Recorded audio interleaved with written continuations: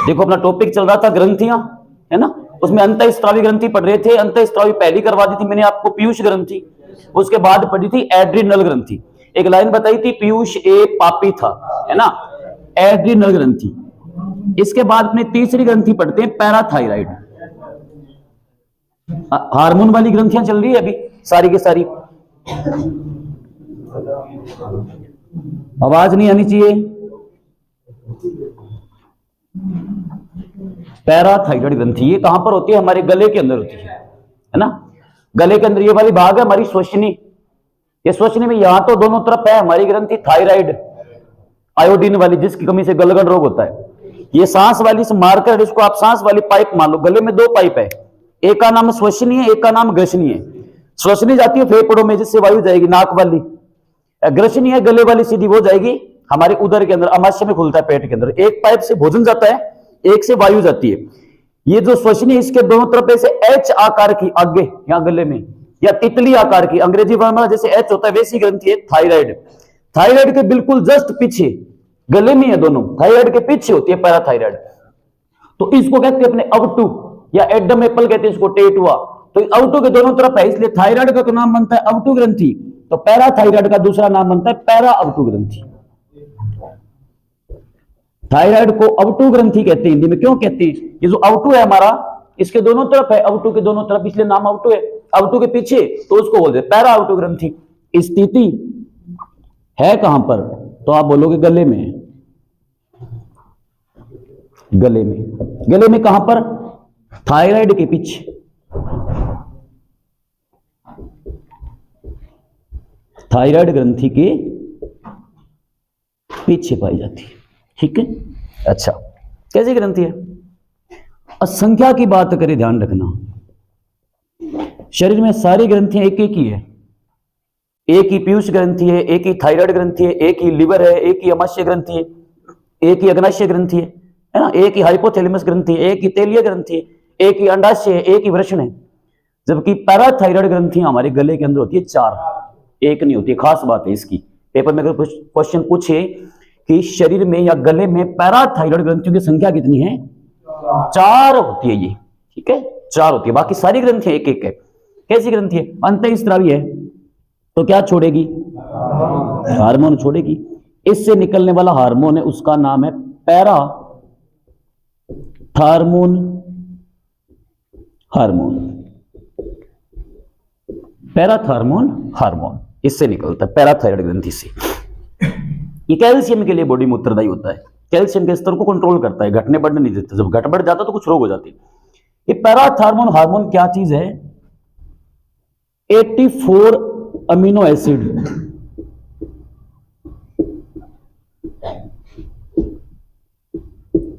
84 amino अम्लों की जटिल श्रृंखला पैराथार्मोन कहलाती है। क्या चीज होती है? प्रोटीन नाम पढ़ा होगा आपने, प्रोटीन। शरीर को अपनी संपूर्ण वृद्धि और विकास के लिए पोषक तत्व 6 चाहिए, जिसमें एक का नाम आता है प्रोटीन। घाव भरवाता है, टूटी फूटी घायल कोशिकाओं को मरम्मत करता है, शरीर की वृद्धि विकास करवाता है प्रोटीन। प्रोटीन किससे बनती है? प्रोटीन निर्माण में सहायक होता है अमीनो अम्ल। प्रोटीन नाइट्रोजन प्रोडक्ट है। हम खेतों में क्या करते हैं? उर्वरक डालते हैं ना, जैसे खेतों के अंदर हमने यूरिया डाली, यूरिया ये होती है NH2CONH2, ठीक है। यूरिया के अंदर 46% नाइट्रोजन होती है, तो उर्वरक इसलिए डाल रहे। क्यों डाल रहे? जब हम खेतों में यूरिया डालेंगे यूरिया से पौधे को मिलेगी नाइट्रोजन। पौधों की जड़ों में एक जीवाणु पाया जाता है जिसका नाम होता है राइजोबियम, और राइजोबियम जीवाणु नाइट्रोजन से क्या बना? नाइट्रेट बना लेगा। नाइट्रेट से बनेगा अमीनो एसिड, अमीनो अम्ल। इसी अमीनो अम्ल से बनती है प्रोटीन, ठीक है। प्रोटीन निर्माण में सहायक अम्ल कौन सा है? ये अमीनो अम्ल है। अम्ल बहुत है ना, जैसे नींबू के अंदर तो आप कहते हो सिट्रिक अम्ल, इमली के अंदर टार्टरिक अम्ल, ऐसे है ना। ऐसे अमीनो अम्ल से बनती है प्रोटीन। तो अमीनो अम्ल की 84 अमीनो अम्ल मिला दो, जैसे ये अमीनो अम्ल का एक अणु, फिर ये 2 3 4 ऐसे करके 84 अमीनो अम्लों की लंबी जटिल कड़ी श्रृंखला पैराथार्मोन हार्मोन कहलाती है। ये बात बताई थी एक बंदे ने जिसका वैज्ञानिक का नाम था कोलिप। वैज्ञानिक का नाम था कोलिप। कोलिप नाम के वैज्ञानिक ने यह बात बताई कि 84 अमीनो अम्लों की जटिल श्रृंखला है ना, वो होती है पैराथ हार्मोन। इसलिए पैराथ हार्मोन को कोलिप का हार्मोन भी कहते हैं। पेपर में क्वेश्चन आता है किस हार्मोन को कोलिप का हार्मोन कहा जाता है? पैराथ हार्मोन को। या कोलिप के हार्मोन का स्त्रावण कौन सी ग्रंथि करती है? पैराथाइरॉइड ग्रंथि करती है। क्या काम करता है पैराथ हार्मोन? कैल्शियम का कंट्रोल करता है, कैल्शियम के स्तर का नियंत्रण करता है। कैल्शियम से रिलेटेड है ये। कैल्शियम कहां होता है? हड्डियों में होता है, दांतों में होता है। तो ये कैल्शियम है ना, उसको घटने बढ़ने नहीं देता है, कैल्शियम के विरुद्ध ये कार्य करता है।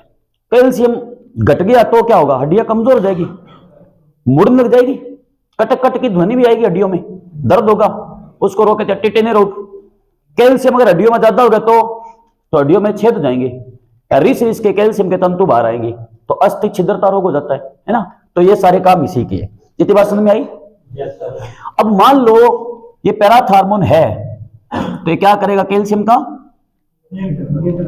मान लो पैराथ हार्मोन की तो होगी कमी, तो कैल्शियम का नियंत्रण होगा क्या? तो बताओ पैराथ हार्मोन की कमी से कैल्शियम पर क्या प्रभाव पड़ेगा? मैं बोल दूं, मान लो आपकी बॉडी में पैराथ हार्मोन की हो गई कमी और पैराथ हार्मोन की होगी वृद्धि, तो क्या काम होगा? देखो सुनो, ये पैराथ हार्मोन है, ये बॉडी में है तो ये कैल्शियम को कंट्रोल करके रखेगा, इसे ना घटने देगा ना बढ़ने देगा, इसे कंट्रोल करके रखेगा। पैराथ हार्मोन है तो कैल्शियम कंट्रोल नियंत्रण में रहेगा, बढ़ेगा नहीं घटेगा नहीं। अब पैराथ हार्मोन की जो होगी कमी, पैराथ हार्मोन होता तो कैल्शियम को कंट्रोल करके रखता, पैराथ हार्मोन की जो कमी हो गई तो बॉडी में कैल्शियम बढ़ जाएगा, नियंत्रण नहीं कर पाएगा तो कैल्शियम बढ़ जाएगा बॉडी में। मतलब पैराथ हार्मोन की कमी, तो इसका मतलब है कैल्शियम की वृद्धि। कैल्शियम की, पैराथ हार्मोन है तो कैल्शियम को कंट्रोल करेगा, पैराथ हार्मोन है तो कैल्शियम को कंट्रोल करेगा। पैराथ हार्मोन तो है ही नहीं, तो पैराथ हार्मोन घट गया तो कैल्शियम को कंट्रोल कोई करेगा नहीं, कैल्शियम बढ़ जाएगा बॉडी के अंदर। तो पैराथ हार्मोन कमी तो कैल्शियम की वृद्धि। अच्छा, पैराथ हार्मोन की होगी अगर वृद्धि, तो पैराथ हार्मोन का काम क्या है? पैराथ हार्मोन का काम है कैल्शियम के स्तर का नियंत्रण करके रखना। पैराथ हार्मोन होता तो नियंत्रण करके रखता, नियंत्रण किया, बढ़ने नहीं दे रहा। पैराथ हार्मोन की वृद्धि होगी तो नियंत्रण भी ज्यादा कर देगा, ज्यादा कर देगा बॉडी में कैल्शियम घट जाएगा।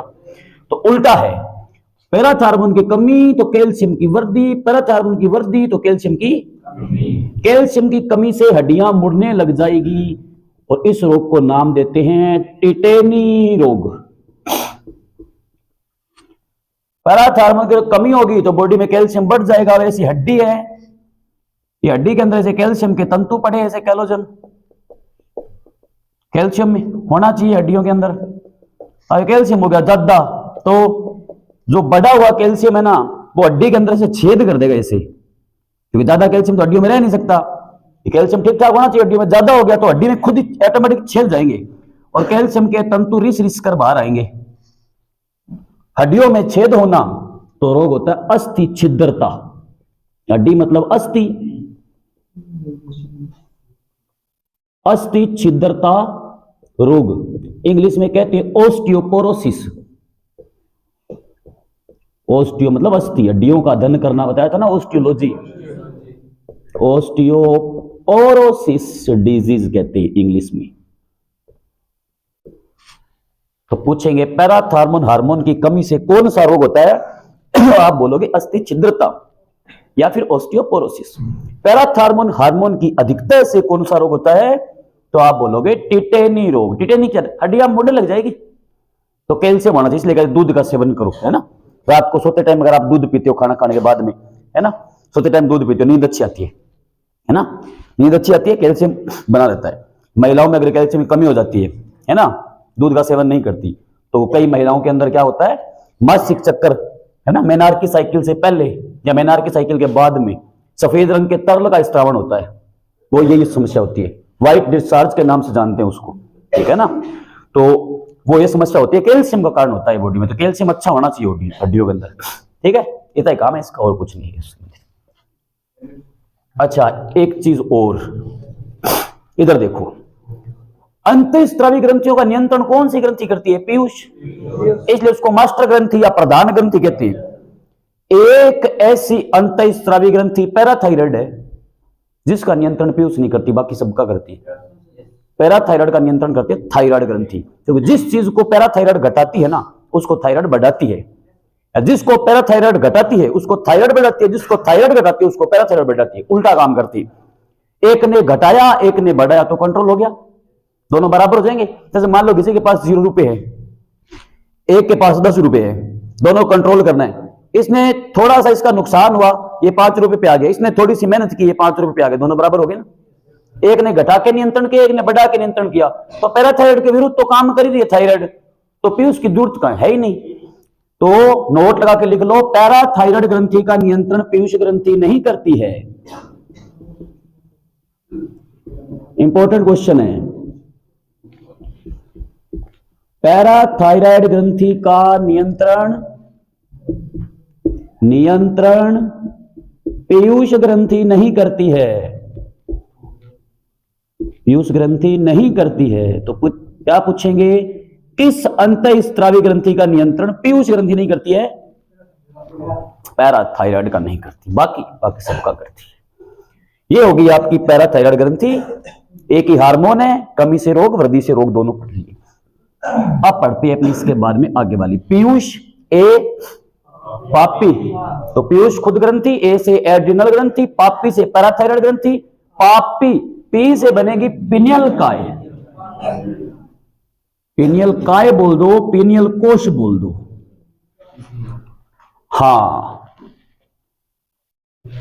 वही चीजें हैं कि स्थिति है ना कहां पर पाई जाती है, ये होती है यहां पर। शिव जी की फोटो में 30 जांघ देखी होगी, बस वो पिनियल काय होती है, हम सबके अंदर ही होती है 30 जांघ। कहते हैं गुस्सा मत दिला, मेरी 30 जांघ खुल जली, सबकी तीसरी आंख है। 2 हमारे तो क्रियाशील नेत्र जो बाहर काम कर रहे हैं, एक आंख अंदर है, वो अंदर की जो जनता है ना उससे काम करवा रही है। अभी समझना आप कैसे, कहां पर होती है, ये होती है अग्र मस्तिष्क में,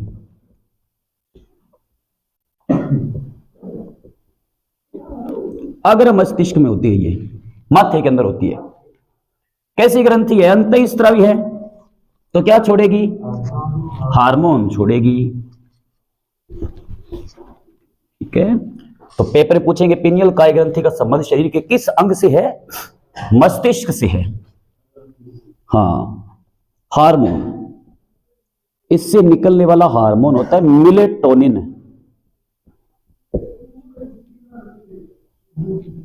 मिलेटोनिन हार्मोन,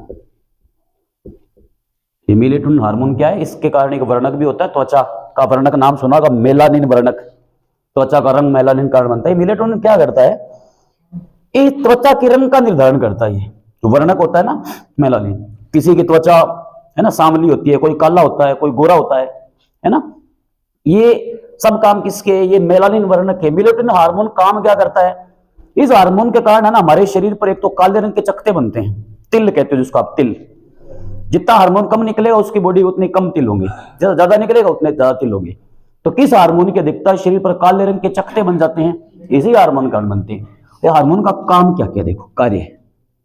पहला कार्य है, इस हार्मोन के कारण शरीर पर काले रंग के चकते बन जाते हैं, बागड़ी अपने तिल कह देते हैं। इस हार्मोन के कारण शरीर पर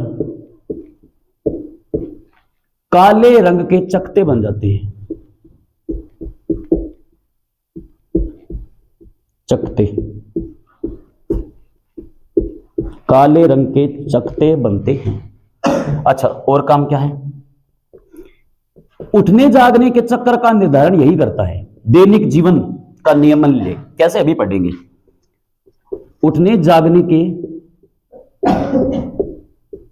चक्र का निर्धारण या फिर दैनिक जीवन बोल दो, डेली रूटीन में हम जो काम करते हैं वो यही काम करवाता है। दैनिक जीवन के लय का, लय बोल दो या नियमन बोल दो, निरंतरता बोल दो, डेली जो हम काम करते हैं जीवन की लय का निर्धारण भी यही करता है। एक और इसका काम भी है, अंधे लोगों में हार्मोन ज्यादा होता है। हाँ, 2 हार्मोन है, मेलेटोनिन तो हार्मोन है, मेलानिन वो वर्णक है। मेलानिन त्वचा का रंग, किस वर्णक के कारण? मेलानिन, जैसे मानव मूत्र का हल्का पीला रंग यूरोक्रोम, गहरा पीला रंग तो बिलिरुबिन, है ना, पेड़ पौधों की पत्तियों का तो पर्णहरित, मानव रक्त का लाल रंग तो हीमोग्लोबिन। ऐसे वर्णक है। मेलानिन वर्णक या मेलेटोनिन हार्मोन है दोनों त्वचा के लिए। अंधे लोगों में हार्मोन ज्यादा होता है। अंधे लोगों में सामान्य मनुष्य की तुलना में निषेचन करने की क्षमता अपार होती है। अंधे लोग हैं वो तीव्र गति से अधिक समय तक निषेचन कर सकते हैं, हार्मोन की अधिकता होती है इसके कारण, इसके मेलेटोनिन हार्मोन की। अब देखो काम कैसे होता है। ये जो है ना पीनियल काय ग्रंथि, ये यहां पर है। बाहर तो हमारे दो आंखें, दो नेत्र काम करे, क्रियाशील है। एक नेत्र हमारा अंदर है, वो भी क्रियाशील ही है, पर वो अंदर की जनता के लिए। तो इसको मानव शरीर की तीसरी आंख कहते हैं। पीनियल काय ग्रंथि को कहते हैं शरीर की तीसरी आंख या तीसरा नेत्र। मानव शरीर की तीसरी आंख किसे कहते हैं, या मानव शरीर का तीसरा अक्रियाशील नेत्र किसे कहते हैं? इसको कहते हैं, इसी को कहते हैं शरीर की जैविक घड़ी, जीती जागती घड़ी कहते हैं इसे। लाइव वॉच की संज्ञा दी जाती है। क्यों कहते हैं? देखो, अगर आप रूटीन में 10 बजे अगर खाना खाते हो, तुरंत आपकी बॉडी 10 बजे आपको बता देगी कि भूख लगी, दिया खाना ले आओ। खाना खाने के बाद रूटीन में अगर कोई चाय पीता है तो तुरंत वो कहीं भी हो, भले कई होते हैं ना खाना खाने के बाद चाय पीते हैं, आदत होती है कईयों की, तो वो विवाह में हो चाहे मर्द हो, खर्च हो, बन कोई मतलब को नहीं, वो कहीं भी चले जाएं, ठीक है ना, वो खाना खा लेंगे, वो फिर टोपी भी ढूंढ तो फिर कट्ठे से चावल जुगाड़ चाला, आदत है उसकी, है ना। और शाम को जैसे मान लो आप रूटीन में 10 बजे खाना खाते हो, 9 बजे खाते हो, 8 बजे, तो 8 बजे आपको भूख लग जाएगी। जो खाना 12-1 बजे खाता है सुबह बड़ा, उसको 10 बजे भूख लगेगी नहीं, वो 12-1 बजे खाएगा। रूटीन में अगर आप 10 बजे सोते हो तो 10-10:30, जैसे आप काम करके रूटीन आपका सोने का 10-10:30, उस समय आपको नींद आने लग जाती है। रूटीन में अगर आप 7 बजे उठते हो तो आपकी आंख सोते खुल जाएगी। ये घड़ी है, अंदर बैठी है एक, वो बता रही है टन अब 10 बज गए भाई, खाना खा ले, अब चाय पी ले, है ना, अब सो जा, अब उठ जा। ये सारे काम कौन करवा रही है? ये अंदर की घड़ी है, जीती जागती घड़ी है, इसमें टाइम चल रहा है, वो बता रही है। ये हमसे काम कर, नोटिस कर लेना, अगर आप रूटीन में रोज 7 बजे उठते हो, 7 बजे उठने वाले मनुष्य को अगर 4 बजे उठना हो तो उसको अलार्म लगानी पड़ेगी।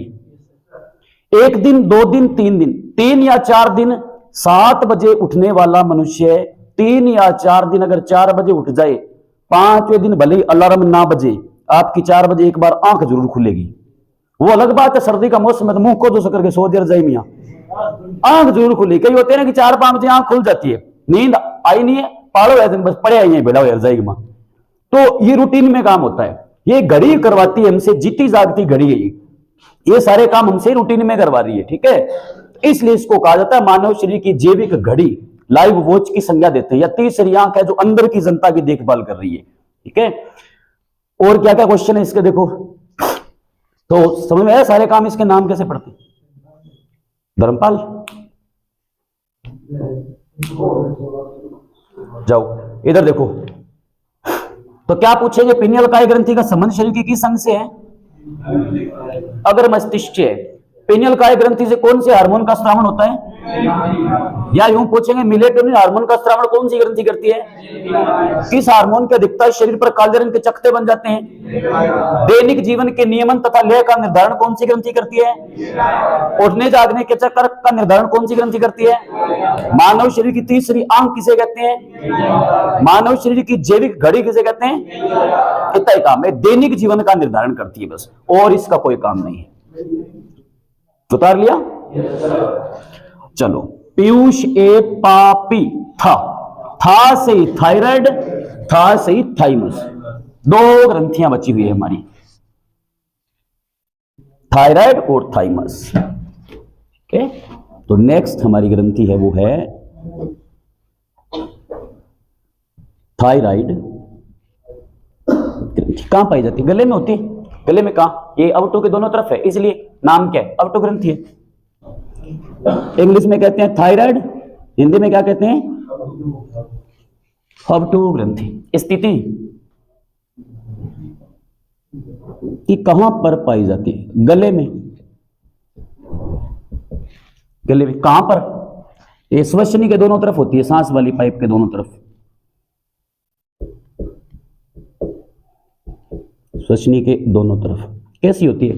ये ऐसे मान लो श्वसनी है ना, ये आपकी सांस वाली पाइप, ये कुछ इस प्रकार की होती है ऐसे।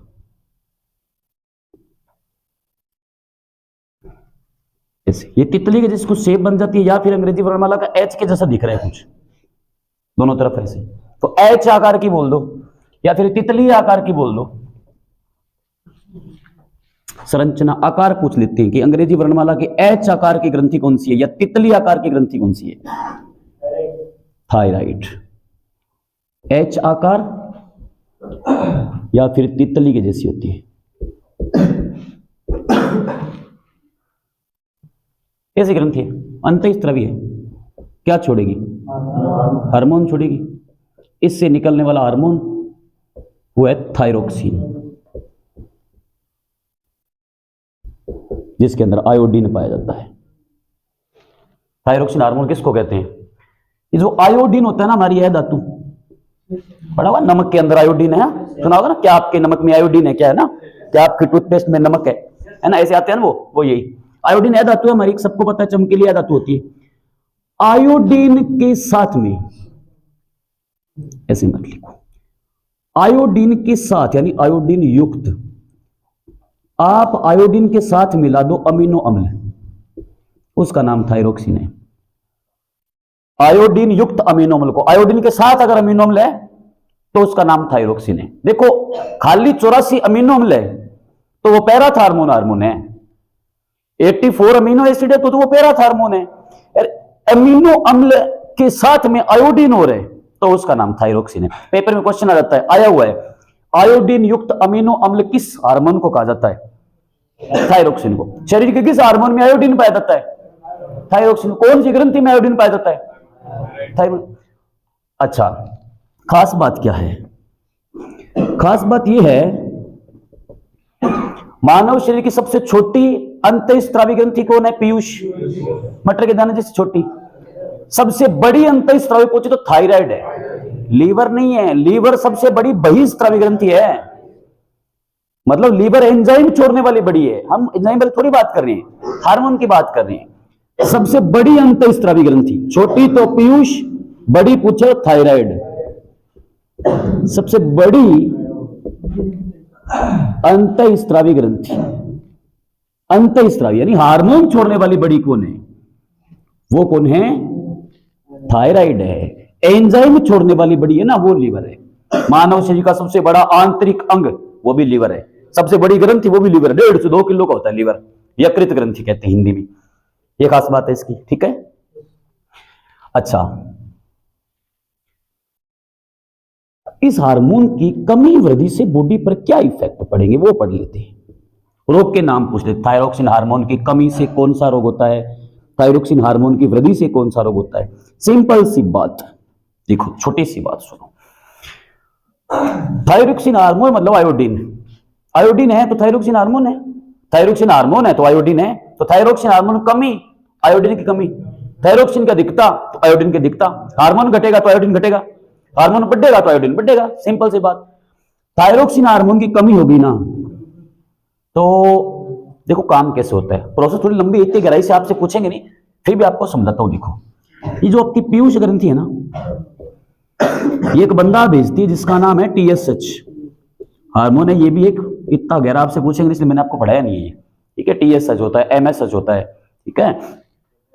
ये TSH ना थायराइड स्टिमुलेटिंग हार्मोन कहते हैं इसको, थायराइड प्रेरक हार्मोन। यानी पीयूष ग्रंथि से जो बंदा निकलेगा ना, हार्मोन निकलेगा TSH, ये जाएगा इसके पास, थायराइड के पास। इसको जाकर बोलेगा हार्मोन छोड़।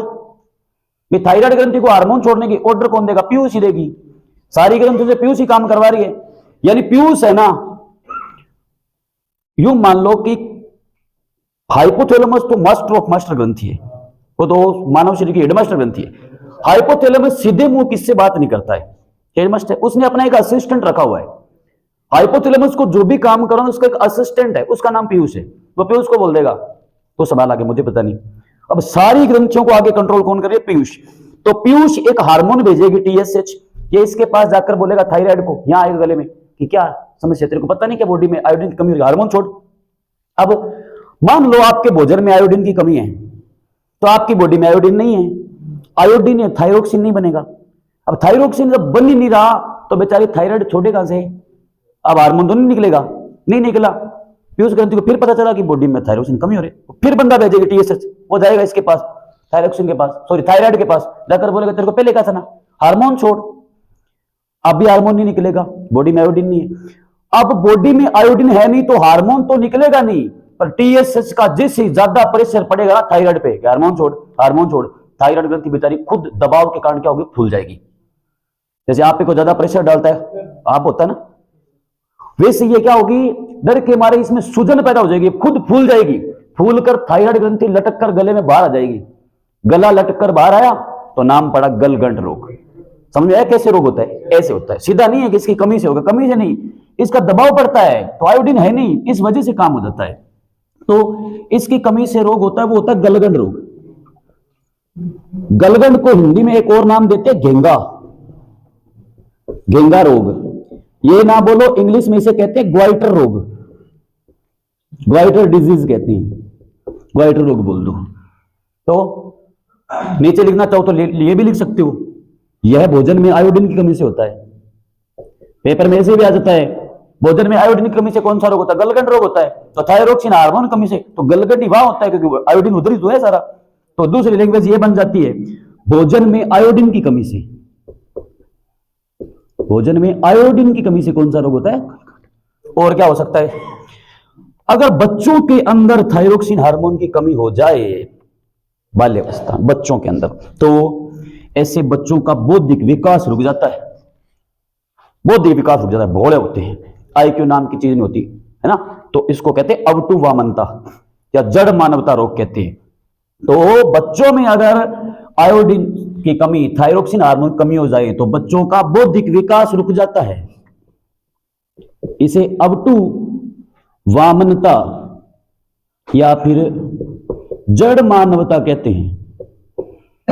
ठीक है, ये क्या समस्या होती है? आईक्यू नहीं होता उन बच्चों का, भोले होते हैं, देखा हुआ ना, भोले होते हैं।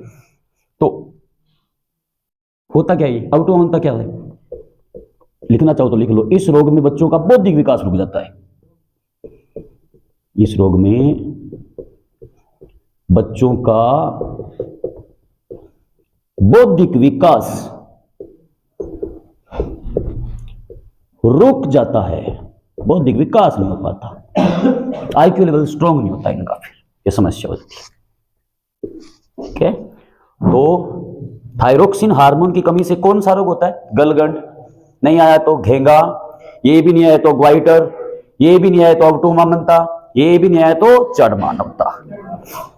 ये तो है कमी से, आयोडीन की कमी या थायरोक्स हार्मोन की कमी। ज्यादा हो गया तो ज्यादा आयोडीन भी घातक ही है, हड्डियों में कैल्शियम कम है तो घातक है, कमजोर हो जाएगी। ज्यादा है तो ही घातक है, ना ही कम होना चाहिए, ना ही ऐसे, ना ही आयोडीन कम होना चाहिए, ना ही ज्यादा होना चाहिए। नोट कर लिया? इसको रफ कर रहा हूं, उधर फिर ज्यादा जगह नहीं है ना, फिर ये कवर नहीं हो पाएगा, इसलिए रफ कर रहा हूं। अब पढ़ते वृद्धि से। अगर हो जाए थायरोक्सिन हार्मोन की वृद्धि तो फिर आयोडीन की भी, तो ये प्रभाव पड़ता है आंखों पर। कमी से तो गले की थायराइड ग्रंथि यानी गला फूल कर लटक कर बाहर आ जाएगा, ज्यादा हो गया आंखें फूल कर लटक कर बाहर आ जाएगी, नेत्र गोलक चौड़े हो जाएंगे। ये बाहर दिखाई दे रहा है जो नेत्र गोलक, इसका व्यास होता है 2.5 सेंटीमीटर। सामान्य सबकी आंखें इतनी होती है, हमारी इंडिया वालों की बात कर रहा हूं। ठीक है, सामान्य आंखें जो है ना, ये जीन पे डिपेंड करता है ना। अब चाइना वाला है वो अलग दिखेगा, हमें वो अलग दिखेगा, बाकी तो खुले ही को नहीं। ठीक है, वो अलग बात है, तो उनका जीन ऐसा है, डीएनए ऐसा है, हमारी डीएनए अलग है। तो जो अगर वृद्धि हो गई, ये नेत्र गोलक हो जाएगा चौड़ा, आंखें फूल कर लटक कर बाहर आ जाए। जैसे आप किसी को डराओगे ना आंखें निकाल के, ऐसे उस बंदे की सामान्य लगेगी आंखें। कोई देखा होगा ऐसा लड़का जिनकी आंखें मोटी मोटी होती है, बाहर की तरफ निकली होगी, ऐसे बड़ी बड़ी लगेगी। सामान्य आपको, आप देखोगे ना, आपको लगेगा भाई मेरे को डरा रहा है। भाई डरा नहीं रहा, भाई का काम ऑनलाइन है पहले से ही है ही ऐसा, बेचारे का करे क्या। तो आंखें फूल कर बाहर निकली तो वो आंखों का घेंगा, गला फूल कर बाहर निकला, गले का घेंगा, क्या बोला? गलगंड। तो ये फिर आंखों का घेंगा है, तो आंखों के घेंगे को बोलेंगे नेत्रोत्सेंदी घेंगा। अब घेंगे को नाम क्या बोला हमने? ग्वाइटर। वो गले का घेंगा है तो ग्वाइटर, ये आंखों का घेंगा है, इसको कहते हैं टॉक्सिक ग्वाइटर। इंग्लिश में बोल देते टॉक्सिक ग्वाइटर। टॉक्सिक ग्वाइटर रोग ये क्या होता है? ये टॉक्सिक ग्वाइटर रोग होता है। इस रोग में नेत्र गोलक चौड़े होकर लटक कर बाहर की ओर निकल आते हैं। ठीक है, ये आंखों का घेंगा, आयोडीन ज्यादा तो आंखों का घेंगा, आयोडीन कम तो गले का घेंगा। ये रोग हो सकता है एक, तो ये ना हुआ तो अगर थायराइड ग्रंथि में थायरोक्सिन हार्मोन ज्यादा निकले तो आयोडीन ज्यादा हो जाएगा। जितना आयोडीन ज्यादा है ना, वो आयोडीन सारा का सारा थायराइड ग्रंथि के अंदर है ना, इस दाने से बन के जमा होने चालू हो जाएंगे गले के अंदर। आयोडीन ज्यादा हो गया ना, वो ग्रंथि के अंदर चिपकने लग जाएगा। तो आयोडीन गले के अंदर है ना, थायराइड ग्रंथि पर छोटी छोटी गांठें बन जाएगी इसे आयोडीन की। उस रोग को कहते पलूमर रोग। थायरोक्सिन हार्मोन की अधिकता से कौन सा रोग होता है? पलूमर रोग। क्या होता है पलूमर रोग? इस रोग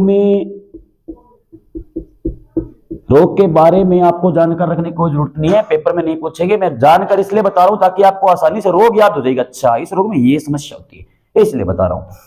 इस रोग में थायराइड ग्रंथि पर गांठें बन जाती है, गांठें। आयोडीन इकट्ठा होगा ना, वो थायराइड ग्रंथि के अंदर दाने से ऐसे बन जाएगी ऐसे। तो श्वसन संबंधी समस्याएं पैदा हो जाएगी, बहुत सारी गांठें बन जाती है। ये थी थायराइड ग्रंथि। सबसे बड़ी अंतःस्रावी ग्रंथि है ये, सबसे छोटी पीयूष है। कहां होती है? गले में होती है। थायराइड ग्रंथि में कौन सी ए धातु पाई जाती है? तो आयोडीन। या शरीर की किस ग्रंथि में आयोडीन पाया जाता है? थायरोक्सिन। थायराइड ग्रंथि। कौन से हार्मोन में आयोडीन पाया जाता है? थायरोक्सिन। कमी से रोग और वृद्धि से रोग आपके सामने सारे। ठीक है, ये थी थायराइड ग्रंथि। अब पढ़ते हैं लास्ट। पीयूष खुद एक ग्रंथि है। ए से एड्रिनल ग्रंथि। पापी तो पैराथायराइड और पिनियल का था से थायराइड। था से एक और ग्रंथि बनती है थाइमस ग्रंथि। थाइमस।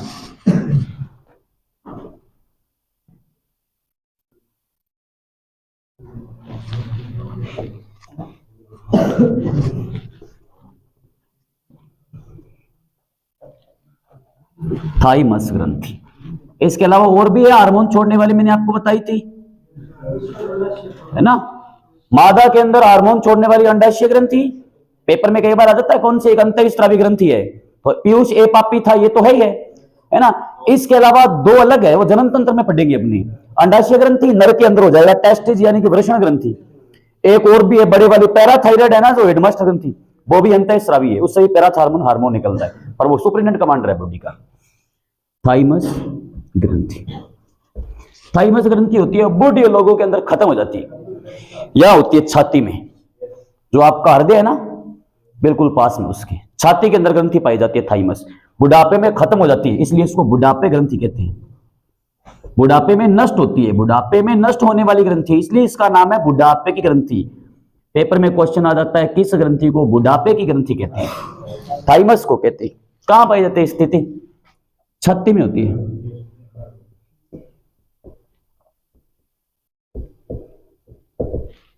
कैसी ग्रंथि है? अंतःस्रावी है, तो क्या छोड़ेगी? अंतःस्रावी है तो हार्मोन ही छोड़ेगी। इससे निकलने वाला हार्मोन है थाइमोसिन हार्मोन।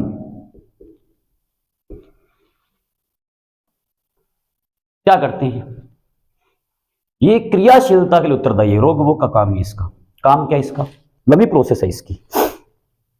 आप पढ़ते हो कि कौन सी रुधिर कणिका शरीर को रोग प्रतिरोधक क्षमता प्रदान करवाती है? तो सबको पता है WBC होती है, व्हाइट ब्लड सेल्स, श्वेत रक्त कणिकाएं, है ना। WBC नाम देते हो, ये रोगों से लड़ने काम करती है ना। ब्लड में पढ़ाई थी मैंने आपको, प्लाज्मा, RBC, WBC। तो WBC का काम है रोगों से लड़ने का। WBC भी आगे अलग अलग टाइप की होती है। लिम्फोसाइट है, मोनोसाइट है, न्यूट्रोफिल्स है, बेसोफिल्स है, इयोनोसोफिल्स है, ऐसे। ये WBC सीधा रोगों से लड़ने लगती है। तो काम होता है कुछ अलग प्रकार से। कैसे? ये जो आपका हृदय है, छाती, इसके पार्श्व भाग में एक ऐसी द्विपलित ग्रंथि है, इस ग्रंथि का नाम है थाइमस ग्रंथि। ये थाइमस जो ग्रंथि है ना, ये एक बंदा भेजेगी, उसका नाम है थाइमोसिन हार्मोन। ये थाइमोसिन हार्मोन निकलेगा। हार्मोन किस में घुलते हैं? खून में। एंजाइम किस में घुलते हैं? सब ब्लड में काम करते हैं। हार्मोन तो डायरेक्ट ब्लड में मिल जाते हैं क्योंकि नलिका ही नहीं होती। एंजाइम है वो बहिस्त्राव, नलिका होते हैं बाहर से घूमकर आते हैं, इसलिए बहिस्त्रावी कह देते हैं। मिलते दोनों, ब्लड में काम करते हैं, हार्मोन ब्लड में काम करते हैं, एंजाइम। थाइमस ग्रंथि से एक बंदा निकलेगा जिसका नाम है थाइमोसिन। थाइमोसिन जाएगा डब्ल्यूबीसी के पास। मान लो जैसे आपने खाना खाया तो उसमें कोई बैक्टीरिया चले गए, कोई जीवाणु चले गए, विषाणु चले गए, सांस लिया, नाक से गए या मुख से गए, दो बाहर से माध्यम में जाने के, या फिर कोई गाँव वगैरह उससे जा सकते हैं। मान लो भोजन के साथ कोई बैक्टीरिया जीवाणु चले गए 5-7, तो जैसे ही आपकी पीयूष ग्रंथि तुरंत बॉडी पे ध्यान रखती है, इसे ऊपर बैठी सब ग्रंथि काम करे। जैसे जीवाणु चले गए, पीयूष ग्रंथि बंदा भेजेगी, तुरंत बंदा आएगा इसके पास, थाइमस के पास, कि हाँ क्या कर रहे हो भाई, बैक्टीरिया आगे बॉडी में, नुकसान होगा, चलो। थाइमस ग्रंथि अब बंदा भेजेगी थाइमोसिन हार्मोन नाम का, वो जाएगा डब्ल्यूबीसी के पास। कौन सी डब्ल्यूबीसी? अलग अलग टाइप है, सारे अभी पढ़ने की जरूरत नहीं है, आप याद रख लेना, इतने बस लिम्फोसाइट नाम है। लिम्फोसाइट डब्ल्यूबीसी होती है, वो रोगों से लड़ती है, बाकी नहीं लड़ती। इसका काम होता है लड़ने का। इसमें भी अलग अलग होते हैं, टी लिम्फोसाइट होती है, बी लिम्फोसाइट होती है। इनमें जो टी लिम्फोसाइट है वो लड़ती है। अब डब्ल्यूबीसी थाइमोसिन हार्मोन जाकर बोलेगा डब्ल्यूबीसी, कोई बैक्टीरिया आगे, क्या कर रहे, जाओ लड़ो। अब डब्ल्यूबीसी निकलेगी लिम्फोसाइट, जाकर बैक्टीरिया से लड़ेगी। अगर डब्ल्यूबीसी की आप संख्या अधिक हुई तो बैक्टीरिया से लड़कर उनको नष्ट कर देगी, तब तो आप पर रोग फैलेंगे नहीं। और अगर आपकी प्रतिरक्षा प्रणाली कमजोर है, इम्यूनिटी डाउन है, डब्ल्यूबीसी कम है, तो डब्ल्यूबीसी लड़ती लड़ती बेचारी खुद ही वहां शहीद होगी। अब बैक्टीरिया आप पर क्या करेंगे, वहां पर अटैक कर देंगे। इसलिए डॉक्टर कहते हैं ना, कोरोना काल में एक नाम आता था कि जिसकी इम्यूनिटी बड़ी है उस पर जल्दी से कोरोना हावी नहीं होता है ना। तो यही तो होती है इम्यूनिटी का मतलब, क्या होता है, प्रतिरक्षा प्रणाली, रोगों से लड़ने की क्षमता, वो यही तो करवाती है। डब्ल्यूबीसी तो है इम्यूनिटी, और क्या है। तो ये इसका काम है। तो इसका लिखो कार्य, ये क्या काम करवाती है, ये काम है इसका, रोग नहीं है, ये खुद रोगों से लड़ती है। काम है इसका। हार्मोन का काम क्या है, पूरी थ्योरी लिख लो। थाइमस ग्रंथि से निकलने वाला, थाइमस ग्रंथि से निकलने वाला thymosin hormone, thymosin hormone lymphocyte, ठीक है, होती क्या है लिम्फोसाइट, तो वह कोष्टक में लिखता हूं, एक डब्ल्यूबीसी होती है, याद रखना। लिम्फोसाइट की संख्या को बढ़ाकर, लिम्फोसाइट की संख्या को बढ़ाकर उन्हें रोगों से लड़ने की,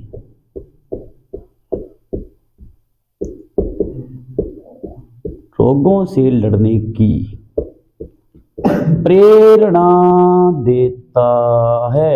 ये है काम इसका। थाइमस ग्रंथि से हार्मोन निकलेगा थाइमोसिन, थाइमोसिन जाएगा लिम्फोसाइट के पास, जाकर उनको एनर्जी देगा, ऊर्जा देगा कि सैनिकों तैयार हो जाओ, जाओ बैक्टीरिया आगे लड़ो।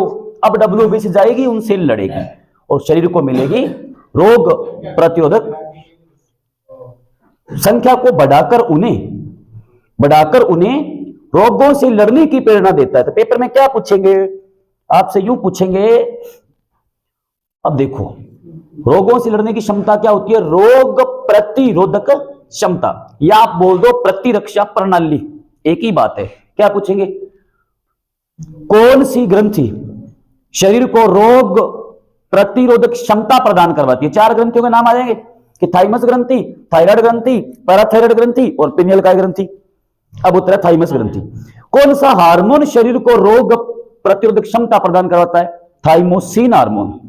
कौन सी रुधिर कणिका शरीर को रोग प्रतिरोधक क्षमता प्रदान करवाती है, डब्ल्यूबीसी।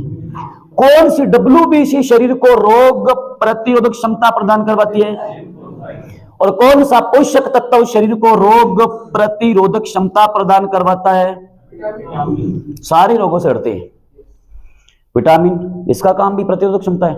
WBC इसका भी काम है, लिम्फोसाइट इसका भी काम है, हार्मोन थाइमोसिन, ग्रंथि थाइमस, सबका काम रोगों से लड़ता है। पर डिपेंड ये करता है क्वेश्चन में पूछ क्या रहा है। वो ग्रंथि पूछ रहा है तो आप ग्रंथि बताओ थाइमस, वो पूछ रहा है कौन सा हार्मोन शरीर को रोग प्रतिरोधक क्षमता प्रदान करता है तो आप बताओ थाइमोसिन। कौन सी रुधिर कणिका बोल रहा है RBC, WBC, प्लेटे, प्लाज्मा ऐसे नाम आ रहा है तो उत्तर WBC है। कौन सी WBC आएगा, लिम्फोसाइट, मोनोसाइट है ना, बेसोफिल, न्यूट्रोफिल, अब उत्तर लिम्फोसाइट है। ठीक है, अभी रोगों से लड़ती है, इसलिए ग्रंथि के उपनाम या अन्य नाम क्या है? थाइमस ग्रंथि को और किस नाम से जानते हैं? पहली बात तो यह ग्रंथि बुढ़ापे में खत्म हो जाती है, इसलिए इसको बोल दिया बुढ़ापे ग्रंथि, है ना।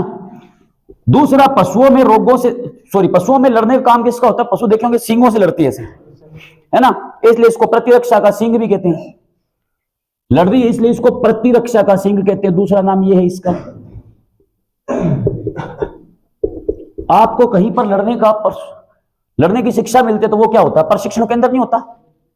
जहां आपको शिक्षा मिल रही है लड़ने की वो तो आपका प्रशिक्षण केंद्र, क्योंकि वहां पे आप तैयारी कर रहे हो, सीख रहे हो, मुक्केबाजी कर रहे हो या कोई भी आप काम कर रहे हो, कुश्ती सीख रहे हो, वो क्या होता है? प्रशिक्षण केंद्र होता है।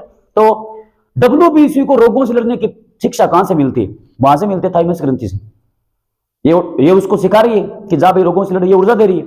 इसलिए थाइमस ग्रंथि को WBC का प्रशिक्षण केंद्र भी कहा जाता है।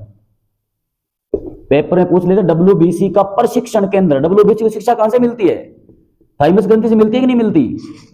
थाइमस का ही बंदा है थाइमोसिन, तो शिक्षा तो वहीं से मिल रही है। ये इतने इसके नाम है। तो क्या पूछें, किस ग्रंथि को बुढ़ापे ग्रंथि कहते हैं? थाइमस। किस ग्रंथि को प्रतिरक्षा का सिंह कहते हैं? थाइमस। और किस ग्रंथि को WBC का प्रशिक्षण केंद्र कहा जाता है? अब बुढ़ापे ग्रंथि क्यों कहा, देखो नोटिस भी कर लो, आप देखा भी होगा आपने। ये शिशु होता है ना, शिशु के अंदर लगभग थाइमस ग्रंथि, जब हम शिशु होते हैं 2-4 ग्राम की होती है। शिशु से हम बालक बने, फिर किशोर बने, है ना, फिर हम वयस्क बने। वयस्क अवस्था तक चलते चलते हमारे अंदर हो जाती है 28 से 30 ग्राम की। काम क्या है? इस निशेष अवस्था से लेकर वयस्क अवस्था तक एक ही काम किया है, थाइमोसिन हार्मोन भेजा, जा भाई रोगों से लड़, जा भाई रोगों से लड़, जा भाई रोगों से लड़। एक सीमा ऐसी आती है कि वयस्क अवस्था तक जब हम बड़े होते हैं, इतने सालों में इसकी खुद की एनर्जी खत्म हो जाती है। तो वयस्क अवस्था के बाद में थाइमस ग्रंथि नष्ट होने लग जाती है। बुढ़ापे में थाइमस ग्रंथि होती नहीं है। तो इसीलिए आपने नोटिस किया होगा वृद्धावस्था में हमारा शरीर रोगों से ज्यादा पीड़ित होता है। बुढ़ापे में रोग ज्यादा लगते हैं ना, तो सब में होंगे। अभी आप किसी बुजुर्ग को देखते हो तो आप बोलते हो कि खा गयो पट गयो, तो रोज दवाई मांगे यहाँ। आप अब वो नहीं सोच रहे कि नंबर लागन वाली है, हम भी जा ही रहे हो। दादी ना हो जवान होने लगा, अभी उम्र ठीक है, जब हम बुढ़ापे में जाएंगे ना, वो एक दिन सबके साथ होने होने। बुजुर्ग कहते हैं ना कोई बात नहीं मानते ना कोई बात, तो बुजुर्ग कहते हैं कि जवानी 4 दिन भेड़ नहीं आवे, रुक जा, ठीक है आ जाएगी बारी। तो बुढ़ापे के अंदर शरीर को रोग ज्यादा क्यों लगते हैं? तो बुढ़ापे में क्या शरीर के अंदर रक्त नहीं होता है। WBC नहीं होती है क्या? वो भी होती है। लिम्फोसाइट वो भी होती है, वो तो होती है। थाइमोसिन हार्मोन नहीं होता। थाइमोसिन हार्मोन है नहीं तो WBC को रोगों से लड़ने के लिए बोलेगा कौन? कोई नहीं बोलेगा। जब बोलेगा नहीं तो WBC रोगों से लड़ेगी नहीं, जब लड़ेगी नहीं तो हमारे शरीर पर रोगों का खत्म होगा। इसलिए इसको कहते हैं बुढ़ापे ग्रंथि। तो पेपर में क्वेश्चन अगर पूछे, मानव शरीर की एकमात्र ऐसी ग्रंथि जो वृद्धावस्था में नष्ट हो जाती है या केवल वयस्क अवस्था तक पाई जाती है, नोट लगा के लिख लो, थाइमस ग्रंथि वृद्धावस्था में नष्ट हो जाती है। बाकी सारी ग्रंथियां हमारे शरीर में रहती है, ये नहीं होती एक, ये बुढ़ापे में खत्म हो जाती है। इसलिए बूढ़े लोगों को रोग ज्यादा लगते हैं। थाइमस ग्रंथि वृद्धावस्था में नष्ट हो जाती है, वृद्धावस्था में नहीं पाई जाती है, सॉरी, वयस्क अवस्था के बाद नष्ट हो जाती है, बुढ़ापे में होती नहीं है। तो थाइमस ग्रंथि वृद्धावस्था में नहीं पाई जाती है। तो पेपर में पूछेंगे मानव शरीर में कौन सी ग्रंथि वृद्धावस्था में नहीं पाई जाती है? थाइमस। ये थी आपकी ग्रंथियां अंतःस्रावी। इसके अलावा अगर आप लिखना चाहो तो अंतःस्रावी में और भी है, पर वो यहां पढ़ेंगे नहीं क्योंकि वो इस टॉपिक में नहीं है। जनन तंत्र में मादा के अंदर आ जाएगी अंडाशय ग्रंथि, ये भी एक अंतःस्रावी ग्रंथि है। और नर के अंदर होता है टेस्टिस, तो बोलेंगे वृषण ग्रंथि, है ना। अंडाशय से हार्मोन निकलते हैं, आपको पता है। एस्ट्रोजन हार्मोन, ठीक है, जो मादा के गर्भ के लिए और मादा के द्वितीय लिंग लक्षणों के लिए उत्तरदायी होते हैं। इन हार्मोन की वजह से क्या होता है, मादा का गर्भ विकसित होता है ना, एक तो, और एक मादा में द्वितीय लिंग के लक्षण आते हैं, आवाज का पतला होना, ठीक है ना, स्तनों का विकसित होना, ये सब एस्ट्रोजन। और एक और निकलता है प्रोजेस्टेरोन हार्मोन, प्रोजेस्टेरोन हार्मोन। जबकि वृषण से निकलता है नर के अंदर एक ही हार्मोन मुख्य होता है, जो जिसका नाम है टेस्टोस्टेरोन हार्मोन। इसके कारण नर के अंदर द्वितीय लिंग लक्षण आते हैं ना, आवाज का भारी होना, ठीक है, चेहरे पर दाढ़ी मूछ का आना, है ना, शरीर पर घने बालों का होना, त्वचा का कठोर होना, कंधों का चौड़ा होना, ये नर के गौण लैंगिक लक्षण है, द्वितीय लिंग लक्षण। तो हार्मोन का नाम याद रखना है, बाकी हम जनन तंत्र में पढ़ेंगे, क्योंकि ये भी पहले आपको सीखना पड़ेगा ना, अंडाशय का डायग्राम सीखोगे भी, अंडाशय होता क्या है, क्या क्या चीजें इसके अंदर कैसे काम कर, तब सीख पाएंगे। एक और लिख लेना, पैराथायराइड ग्रंथि, नहीं वो तो पढ़ ली, पैराथायराइड नहीं, सॉरी, हाइपोथैलेमस।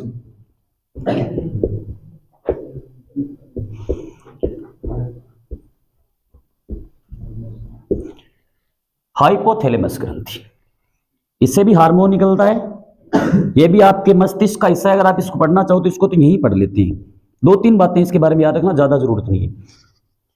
बाकी हाइपोथैलेमस यहां पढ़ते नहीं, आपको तंत्रिका तंत्र टॉपिक आएगा ना, मानव मस्तिष्क, उसमें आती है हाइपोथैलेमस, ये मस्तिष्क में होती है, अगर मस्तिष्क में होती है।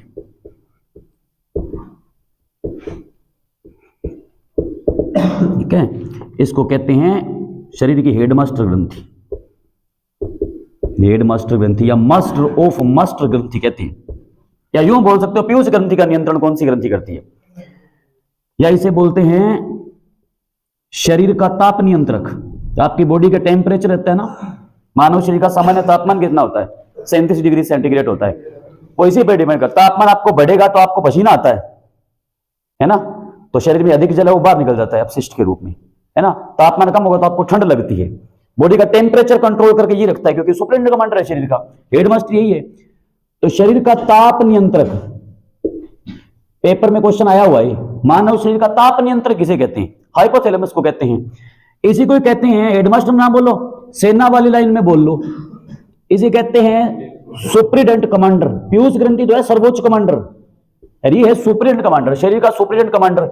आपको भूख और प्यास आप जब जितनी कंट्रोल कर पाते हो वो इसी का काम है, भूख तथा प्यास का केंद्र बिंदु या प्यास का नियंत्रक, ये क्रियाएं हैं आपकी, पढ़ेंगे क्रियाएं, ऐच्छिक अनैच्छिक, मस्तिष्क पढ़ेंगे तब, इतना ध्यान रखना बस। तो क्या क्या पूछेंगे, ये हमारी अंतःस्रावी ग्रंथियां यानी एंडोक्राइनोलॉजी कहते हैं इसको, अंतःस्रावी ग्रंथि को इंग्लिश में कहते हैं एंडोक्राइन ग्लैंड, तो पीछे लॉजी लगा दो, एंडोक्राइनोलॉजी। तो अंतःस्रावी ग्रंथियों का अध्ययन करना क्या होता है, एंडोक्राइनोलॉजी, ऐसे बनता नाम है ऐसा इंग्लिश में।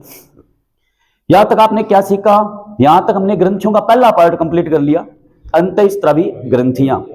अब एंजाइम वाली रहेगी बहिस्रावी और एक रहेगी मिश्रित, वो है अग्नाशय। अब बहिस्रावी एंजाइम कहां काम आते हैं, पाचन तंत्र में काम आते हैं, अग्नाशय पाचन का एक हिस्सा ही है। तो आगे हम टॉपिक अगर पढ़े पाचन तंत्र, साथ में पाचन तंत्र हो जाएगा, टॉपिक खत्म।